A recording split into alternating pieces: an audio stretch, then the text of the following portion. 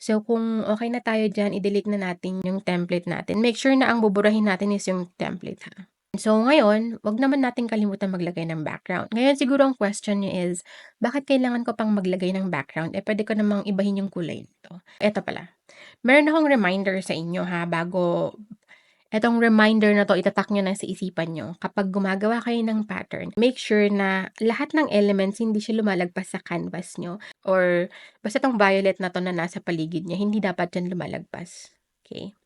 So, puwede ko na lang siyang i-group na ganyan tapos liitan ko na lang. Yan, okey na yan. Liitan ko lang. Huwag muna kayong mag-worry na, "Ay, ang laki naman ng gap dito sa kabila," ganyan. Okey lang yan kasi hindi pa naman tayo tapos, okey? Ayan, so ang reason na naman kung bakit kailangan natin maglagay ng, background is I'm gonna show you why.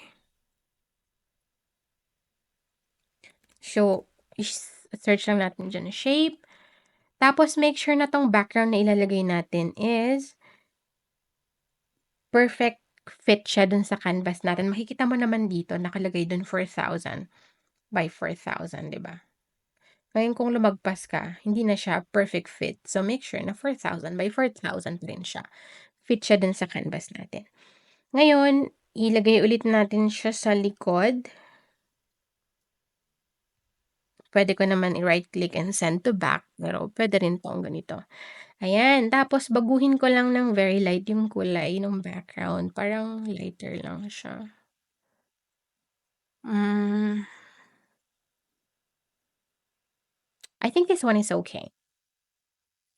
Ayan, so meron na tayong background, ay ngayon kapag, sinelect all ko 'yan, perfect na perfect yung square.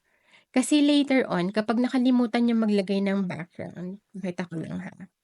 'Pag nakalimutan niyong maglagay ng background, magiging issue siya later sa pagiging seamless. Hindi seamless yung file niyo kasi hindi siya perfect square.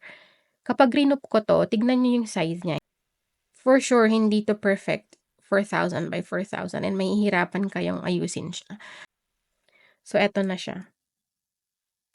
Check ulit natin kung perfect 4,000 by 4,000 siya. Ayan, perfect for 4K by 4K. Ayan, so mag-proceed na tayo sa next step na lagyan na natin siya ng background. Ang gagawin na lang natin ngayon is i-go-group natin siya. So, naka-group na yan, okey? Next step,